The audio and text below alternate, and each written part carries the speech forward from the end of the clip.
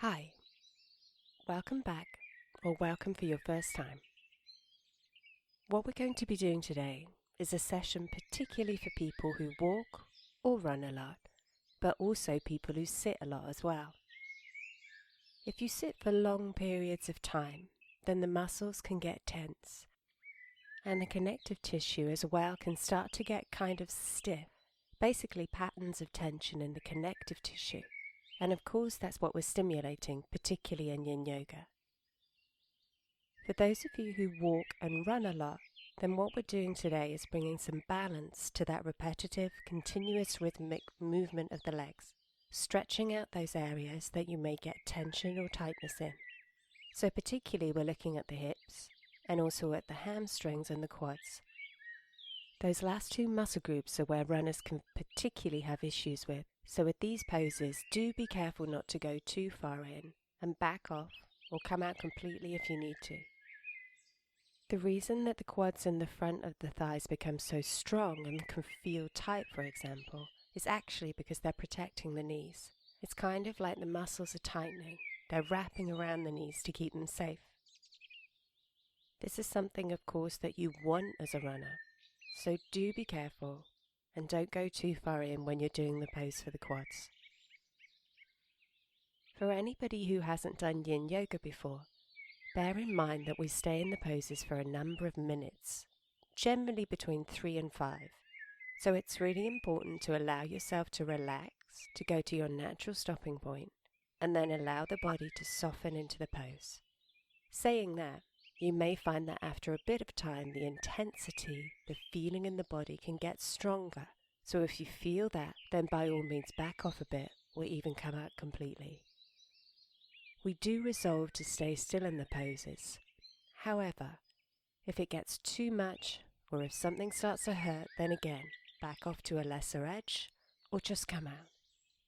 You might want to try my introduction to Yin Yoga session first to get an idea of how to approach this style of practice. So just search for that either in Insight Timer or my Facebook page. Okay, so we're going to go directly into the poses today. So first make your way to the wall and we'll start with the feet.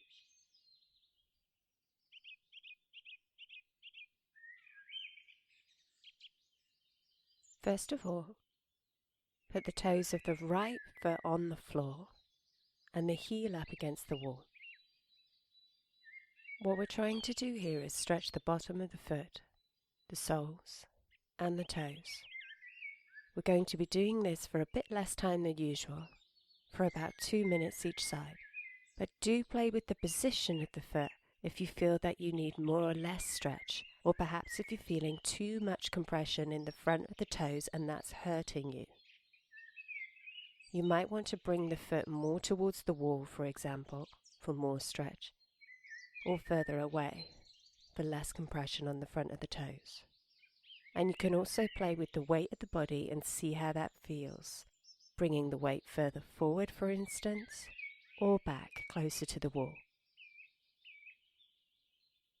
We'll be here for another minute or so, and again, if you find that the fronts of the toes are hurting you, there's quite a lot of pressure there, then I suggest taking the weight off a bit by moving the body closer to the wall or sliding the toes away from it to lessen the flexion there.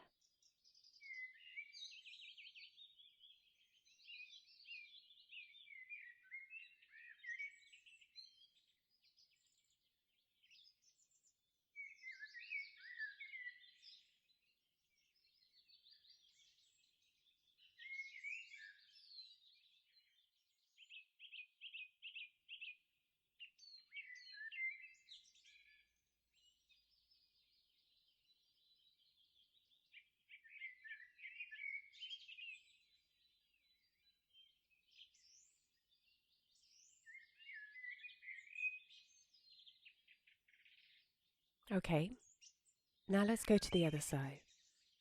So gently let that right foot settle naturally on the floor and position the left foot so that the toes are on the floor and the heel against the wall.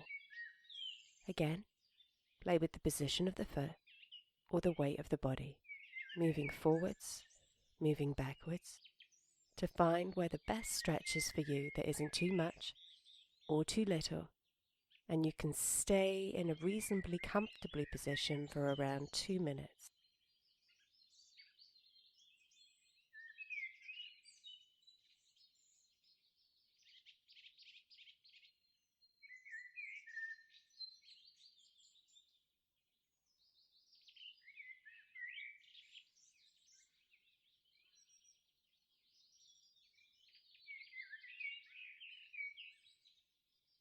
Obviously, our feet take a pounding walking, running, standing. They hold the weight of the whole body. So it's really good to stretch them out sometimes, stretching the toes, stretching the soles of the feet.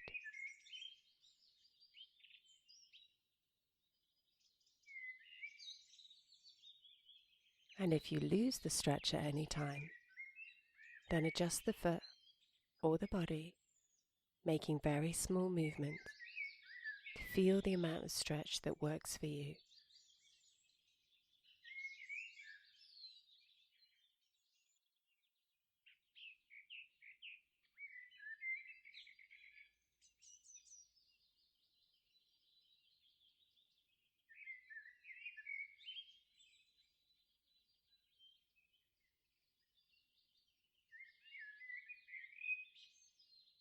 Okay, so now gently untuck the toes, gently place the foot on the floor, and for now just stay standing and notice how the feet feel before bringing any movement in. Perhaps sensing how the body sways slightly, noticing the weight on the feet, sensing how they feel.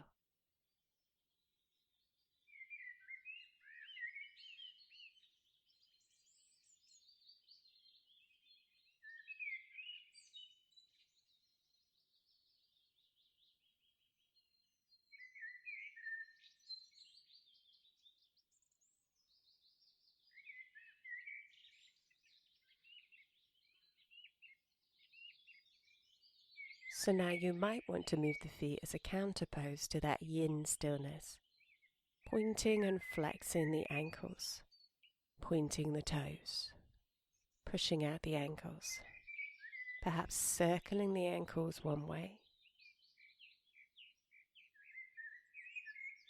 and then the other. Lean against the wall if you want to, as you might want to use it for the next pose too. So just do what you want to do just for a few more moments with the feet, with the ankles. A bit of yang within the yin.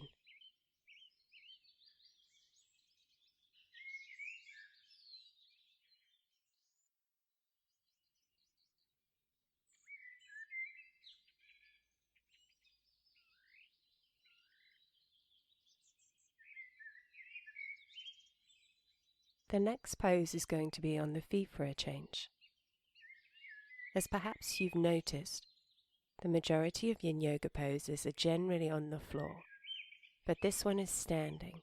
So perhaps you might want to use the wall to get into this position, or maybe not. You choose. So for this pose, dangling, we basically just fold forward from the hips. Start with your legs straight, as we're trying to stretch the backs of the legs. And you can try, if you like, putting your bum against the wall to give you a bit of support and see how that works for you. It doesn't matter how far you fold, as long as we have a stretch in the hamstrings and maybe into the calves as well. You can then take hold of the opposite elbows or just let them hang loose, maybe shaking the head slowly from side to side to loosen the neck. If you find at this point that dangling isn't working for you, if you have high or low blood pressure, for example, or perhaps you have your period, then another option is to sit on the floor with your legs out straight in front of you and fold over the legs into caterpillar. Basically the same pose, but on the floor. In both dangling and caterpillar, your feet can be together or they can be separate. You can have the feet straight out to the front, the toes pointing out to the sides, or the toes pointing in. Play with the different options to see again where the appropriate amount of stretch is and where it is. And now we're going to stay for another 2.5 minutes or so.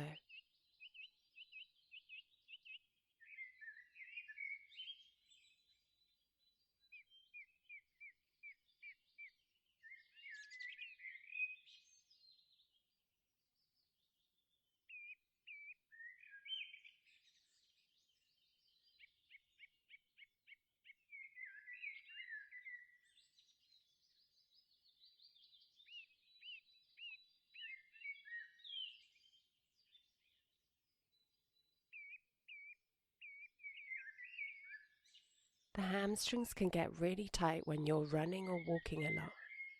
So this can be a really nice stretch for anybody who does this.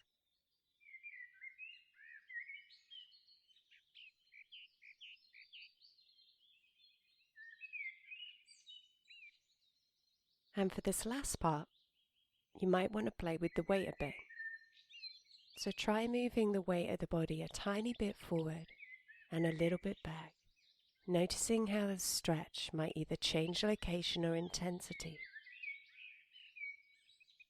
And if you're finding that this stretch is actually too intense in general at this or any point, then you can of course put a bit of a bend in the knees, and that may well take off the pull in the backs of the legs, which may be very strong if you walk, run, move a lot.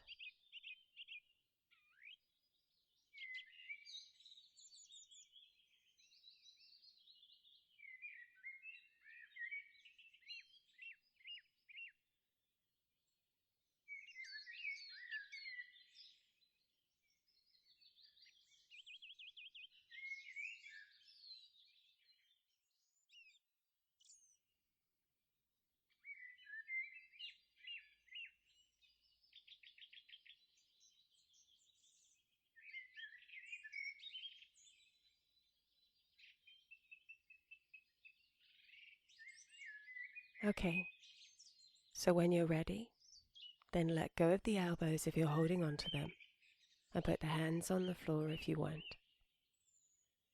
If you're standing and dangling, then gently bend the knees, come down onto the floor, and then sit on the floor, kneeling, or whatever neutral sitting position you prefer, to feel the rebound, to feel the effects of the pose. And if you're in caterpillar, then just move up to a seated position as well.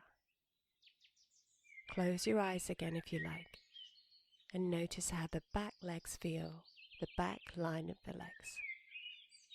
Perhaps you can feel this in the lower back as well, another area that can be affected by a lot of walking, running, standing.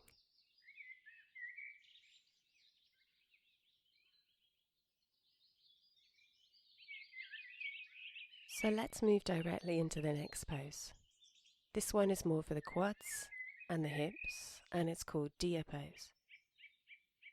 Start in a cross-legged position, then keeping the right leg where it is.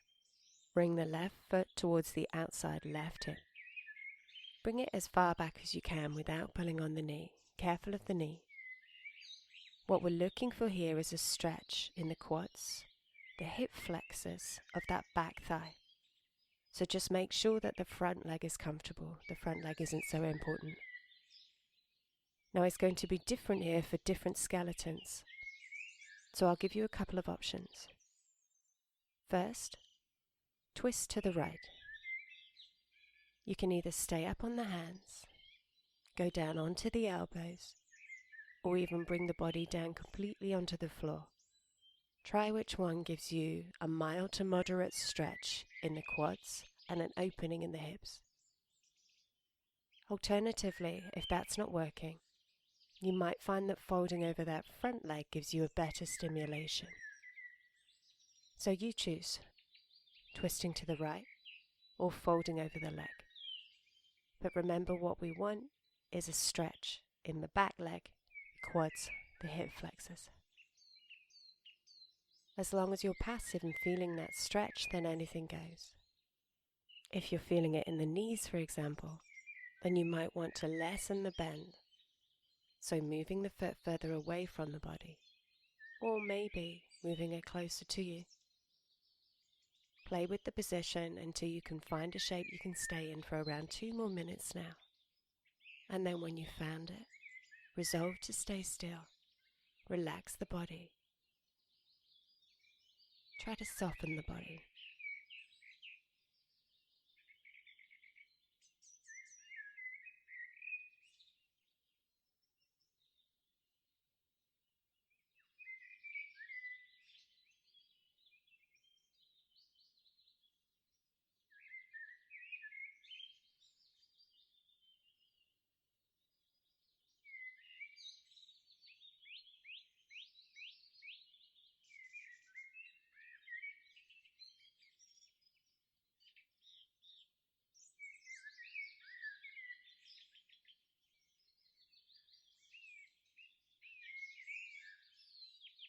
If you feel that you've lost that stretch a bit now, then slightly adjust the body again. Maybe twisting a bit further around, for example, or moving the torso a bit to the right or a bit to the left.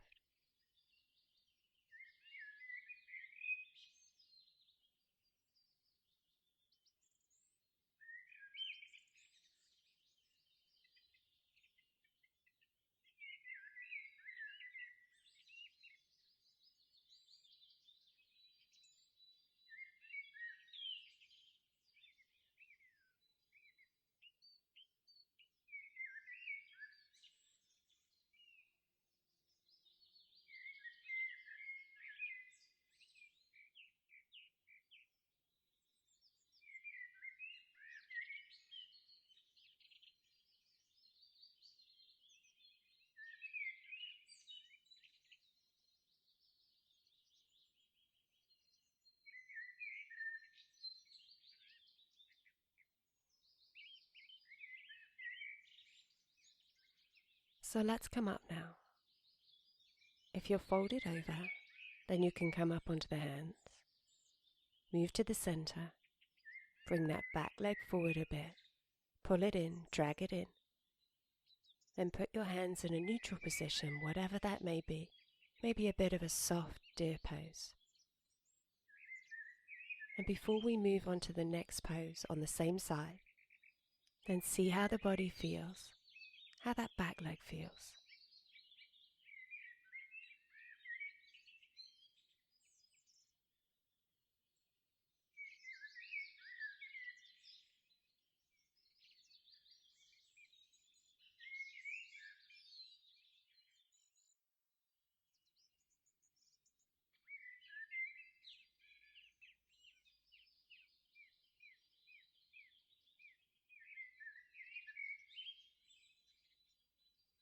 And if you'd like to do a short counter pose here, you can put the right hand on the floor, push into that hand, and bring the hips up into the air.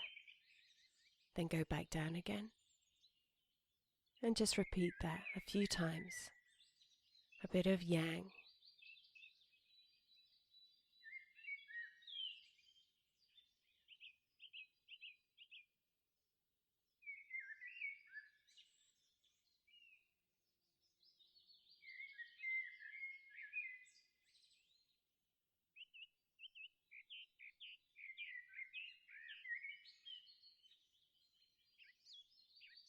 Okay, let's go directly to the next pose, square. So what we're going to do this time is cross the legs again, but with the left leg in front. Now fold forward over the legs. Now as the target area here is the outside left hip, then if you feel enough stretch here already, remember it should be a mild to moderate stress that you can stay in for around 4 minutes. Then this is your pose, and you can simply stay here. If you want more stretch, however, then bring the feet forward a bit so that the shins are kind of parallel to the front of the mat, depending on your legs, of course. And then fold forward. What we're looking for here, ideally, is a stretch in the outer line, so the hips and or glutes of the left leg. And if you aren't feeling that, then you might want to play with the torso again. So maybe twisting a bit to the side, or playing with the position of the torso, playing with the weight. You can also play with the legs, moving the feet further away from each other or closer. And we'll stay here for just under 3 minutes now, keeping the body relaxed.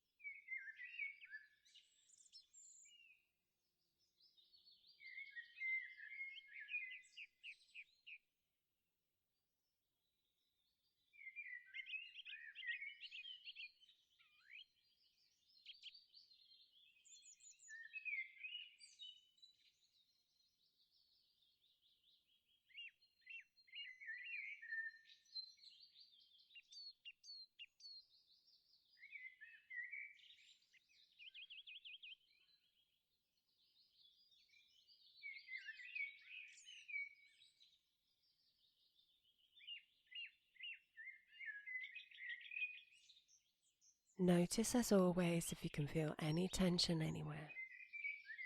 It's quite natural actually for your body to start tensing after a couple of minutes. Notice that, and if it has, breathe into that area. See if you can soften it.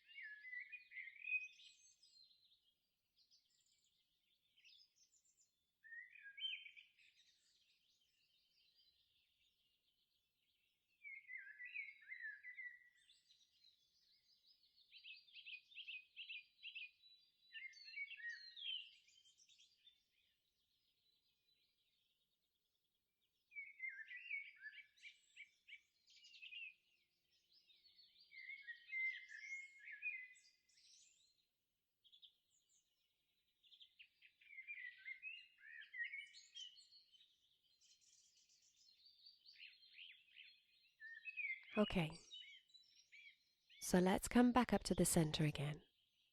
Slowly come up and then put the legs out in front of you. And you might want to put the hands on the floor behind you. Close your eyes. Notice how the legs feel. These poses can be really good for stretching and opening the parts of the body that can get tense with walking, with running, with anything using the legs, but also with being in one seated position a lot of the time. And you can use them if you wanted to also as a warm-up or a cool-down for any physical activity that is focused on the legs. But I would suggest doing them for a short period of time, 30 seconds maximum, for example, maybe a minute, making them more yang, so meaning bringing a little bit more muscular effort.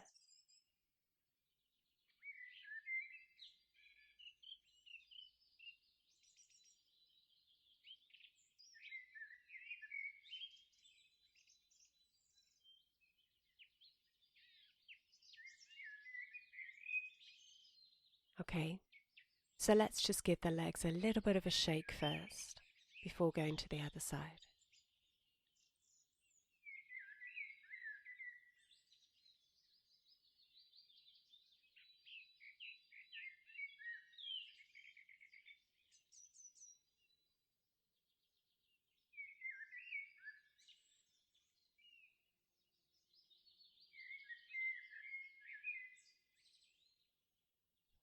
So we're going to start with deer again on the other side. First, move into a cross-legged position once more, but with the left leg in front this time. So the right foot goes back towards the outer right hip, taking that leg back but not pulling on the knee.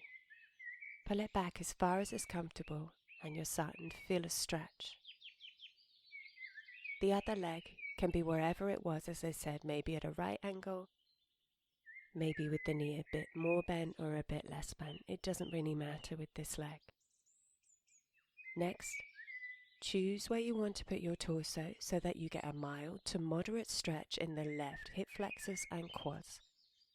So consider if you're just going to fold over the legs, or do that twist again, up on your hands, down on your elbows, or folded forward. Whichever one works for you.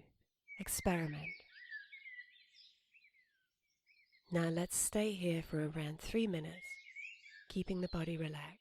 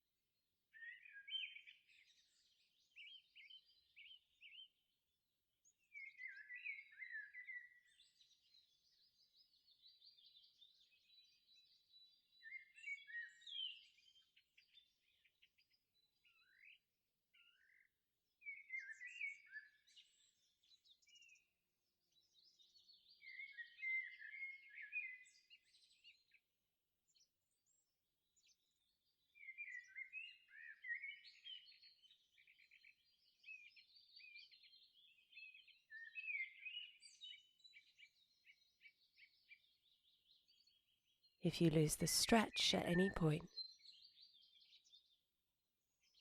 then play with the position a bit to try and find it again. Moving the body weight, moving the body. Maybe more of a twist, for instance. And now I'm just going to leave you with the birds for around a minute and a half.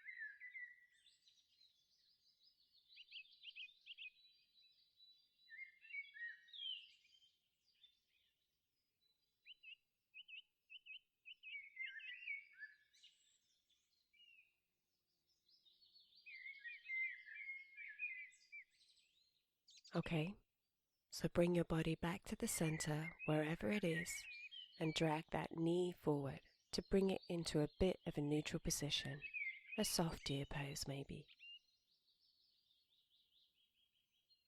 Before you make any movements,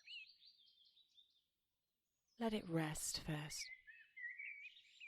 Sometimes you don't feel so much in the pose, and then afterwards in the rebound, that's when you really feel what you've done. That's very normal.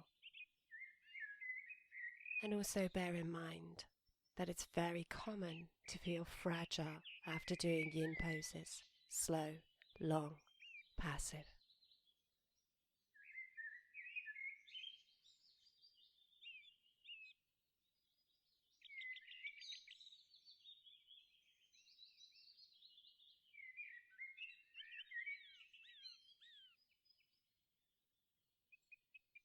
And then when you do feel any sensations pass in your own time, then do the same thing that we did before, putting the left hand on the floor behind you and then gently pushing the hips up into the air. Doing that a few times.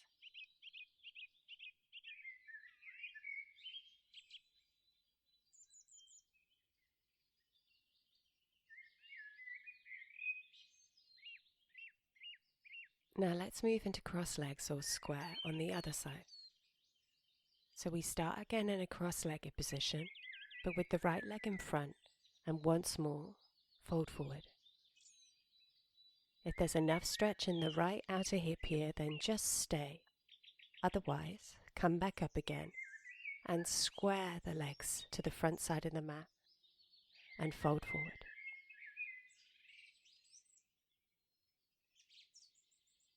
If you feel this in the knees at all, which is something we never want, then you can try bringing the knees a bit closer to each other. That might help. Or a bit further away. That also might help.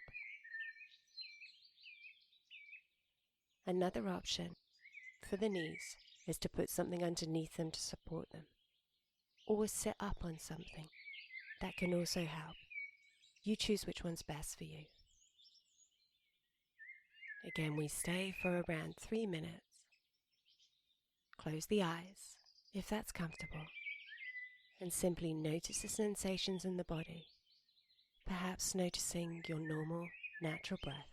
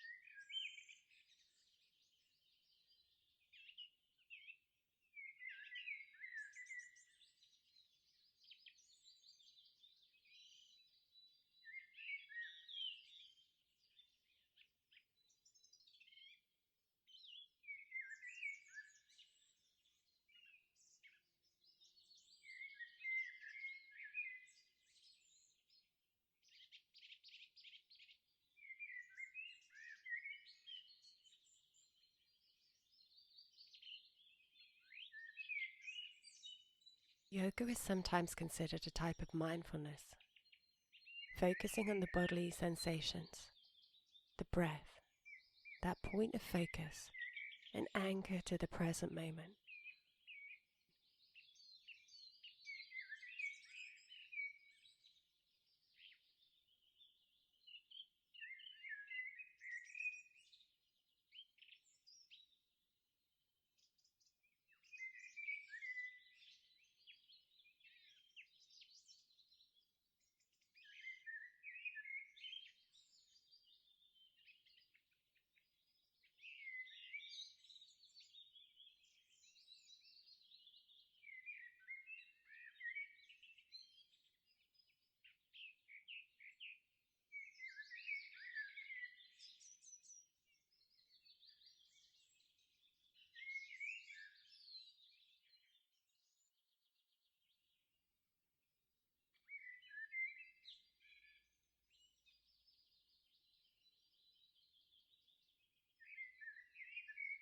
So let's move back up to the center, straighten the legs out, and lean back on the hands.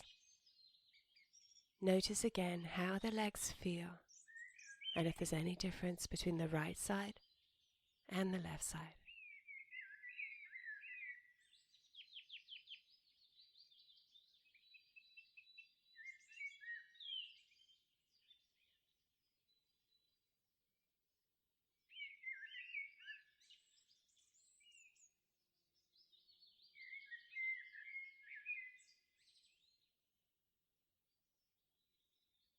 And you can shake the legs out one more time if you want, before we move into Shavasana.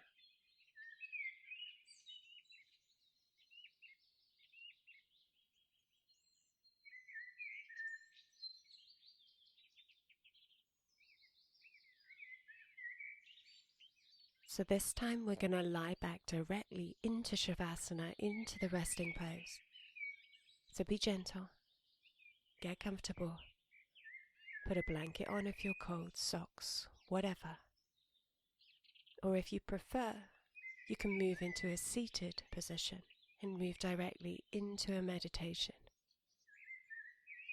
Either way, make sure the body is comfortable and allow the ground to support you.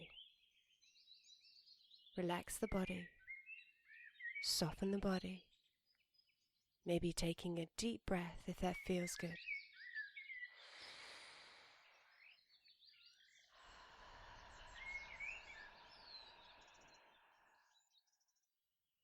And now I'm going to leave you to either relax in Shavasana or to move into your meditation, whatever that may be, with the birds lightly, gently in the background. I'm going to leave them going for around 10 minutes or so. Take your time. Allow yourself to enjoy your Shavasana or your meditation. And once more, thank you so much for joining me. If you enjoyed this session, check out my other offerings on my website, uchellayoga.com, when you have a chance. Perhaps you might want to join me online sometime. It would be really lovely to have you there. Namaste, dear friends.